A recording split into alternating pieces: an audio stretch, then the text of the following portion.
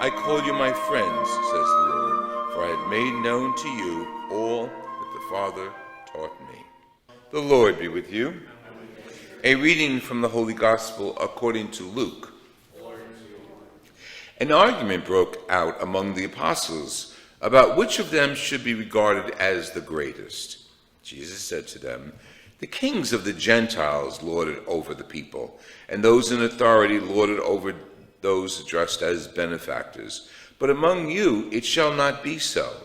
Rather, let the greatest among you be as the youngest, and the leader as the servant.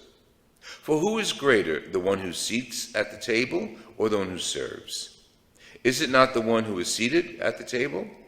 I am among you as one who serves. It is you who have stood by me in my trials, and I confer a kingdom on you, just as my Father has conferred one on me, that you may eat and drink at my table in my kingdom, and you will sit on 12 thrones, judging the 12 tribes of Israel." The Gospel of the Lord Jesus Christ. Praise be to the Lord Jesus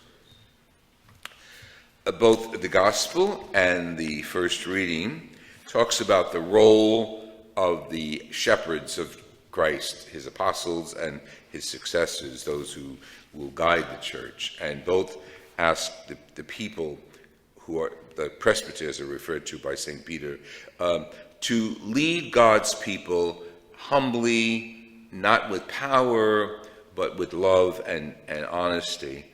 And then eventually God will take care of you, the leaders of the community. And of course, who's first? The one who is first must serve the rest. Okay, that's my job, to serve you. St. Callistus could be, the title of the homily could be From Slave to Pope, or it could be Patron of the Catacombs, Patron of the Dead, because that's what he was. Callistus was a slave, eventually freed and joined the church, and as a church member became a deacon. Deacon's job was to serve. Deacon's job in the scriptures and as they're anointed as deacons are to serve at the altar, the table, and the word. So they're privileged to preach and they're privileged to hand out the Eucharist in the early church. Diaconia means service. So Callistus took his role very seriously, and because of that, eventually he's martyred.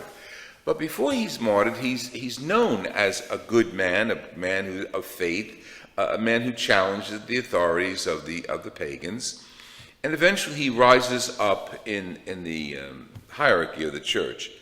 But as a deacon, when he becomes one, he's assigned by the Pope. This is like, he died in 222, so that we're going back, the early centuries of the church.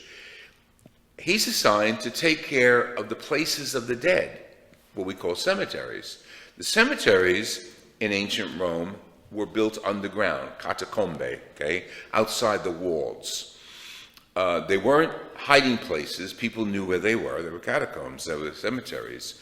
And when someone died, they would bring the Christian to the cemetery. And a few years ago, I was privileged to be at St. Priscilla Cemetery. There are a lot of them, St. Priscilla and St. Callistus. St. Callistus is where we offered Mass. And the altar on which I offered Mass is called the altar of Santa Anna. I'm not going to say that's my dog's name, but it is my dog's name. So I was very moved to be honored to say Mass there. And whenever you offer Mass in the catacombs, you always wear red because of most of those people were martyred, but not all of them. The catacombs are very interesting. If you've seen pictures of them, they're meant to bury as many people as possible, and the belief is that we will rise again at the end of our existence, at the end of time. So they never cremated in the early church. There was no reason for that. They had room. Catacomb is outside the walls. Only the emperor could be buried inside the walls of ancient Rome. So the Jews had their catacombs, Christians had their catacombs, pagans had their catacombs. Not unusual. They were underground. The Callistus' catacombs, and he was guardian of them, are at least 7 miles, but they're not 7 miles long. There's 7 miles of area on a step level because they go down 5 stories underground. The earth was very accommodating. It's like a little history, but it's good to know our history as Christians, as Catholics.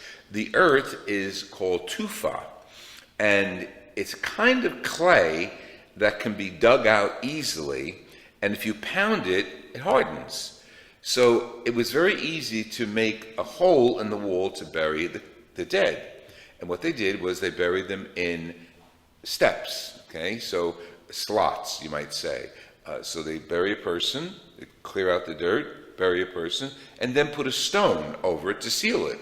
And the stone had the person's Christian name and a symbol of Christianity. That's where we get so many of the early Christian symbols of, like the orangs, the praying priest, or the dove, or the key row. They're all on those stones. Now, the sad history is when the Vikings and pagans and Ostrogoths and Visigoths stormed Rome in later centuries, they destroyed them and took out the bones and scattered them.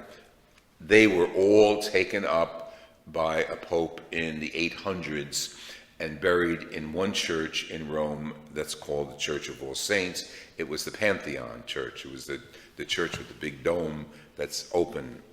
Okay, so it's the Church of All Saints. So, go back to the catacombs. So Callistus was the guardian of the catacombs, and he made sure that they were well organized and very easy to get to with a torch or a light. Now they're lit, but they weren't lit, and you could very easily get lost if you roam away from the group. Some of the catacombs were, like I said, in niches. Some of them were like little rooms, kind of like little chapels. And in those rooms, wealthier Christians were buried, and sometimes popes were buried. And there is one that's called the chapel of the 9 popes, because there are 9 popes buried there. So the ones that were like chapels were made into what we call arcosolia.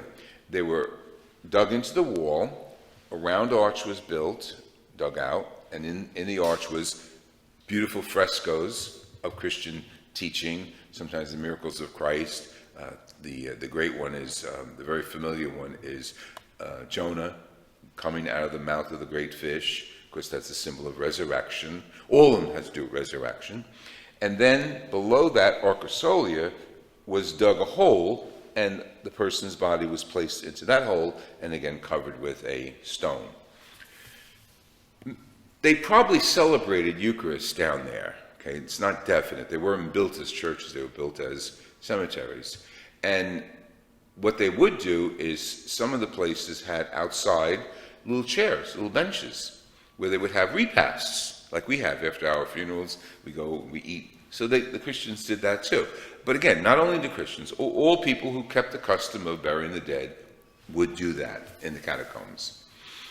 St. Callistus took care of them, and like I said, the Mass that we celebrated was in the Catacomb of St. Callistus. And when he died, he wasn't buried there. He was buried in a little chapel in Rome that he had organized. He had built this little chapel. He was built in the crypt of that chapel. That chapel today is called Santa Maria in Trastevere, one of the most beautiful ancient churches in Rome, mosaics that floor you, and it's built in a little piazza, a little fountain outside, but once you go in, it's just awesome. So Callistus is buried there. Now, I emphasize this because it's history, because we are a historical religion. We have history. We didn't just make it up out of the sky. We have people who built our church not by stone, but by faith. And those people, like Callistus, are great examples of being persistent in doing what's good. One of his theological contributions is very interesting. There was a movement in the early church, now this is really early, because like I said, he died in 222, that Christians who refused to, who agreed to worship the emperor were condemned, were thrown out of the church. If they repented, he welcomed them back. Well, there were many very, very, very conservative Christians that said, no, no, no, no. Once you're out, you're out. And he made it very clear, no, you do penance, you're welcome back into the church. And that's Christ-like. And so that's one of his main contributions. I say it in a few sentences, but that was a controversy that went on for a long time. But he stood his ground. Eventually, he becomes pope. He was a slave, and now he's a pope. So that's why a theme of his life could be from slave to pope. And as a pope, he led, again, the church in about 9 years. This is Pope St. Callistus I, and then his successors. So our church is built on the martyrs. Our church is built on our ancestors. And it's good to know that our church never had a period of everybody getting along and singing Kumbaya and, playing along on pretty flutes. There were controversies. So right from the beginning. There's controversy today in some aspects of the church. But that's all right. I mean, we're human. We got to realize that we're human. And in our humanity, we bring God into our lives to the best of our ability, as Callistus did. He was human. He had fights, not physical fights. Maybe he did, I don't know. But verbal fights with those who disagreed with him, and he won. So it's very important to realize that we have to stand up for what we believe as Christians within the church and outside the church.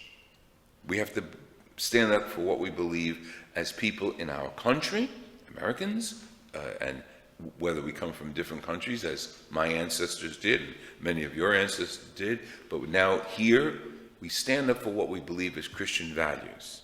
That's very important for us. Not unusual. Not everybody's going to love you because you're a Catholic, believe me. Some people, I always tell this story, when I first went on campus more than 30 years ago, I was campus minister. Sometimes I would wear a collar, sometimes I wouldn't.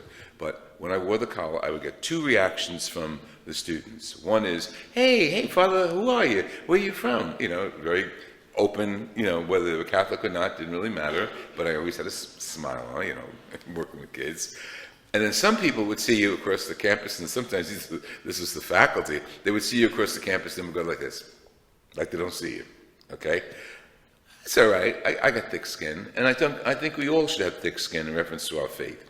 We are who we are. We should take no apologies for it. We are who we are, and we're here to represent Christ and bring Christ to one another, as Callistus did.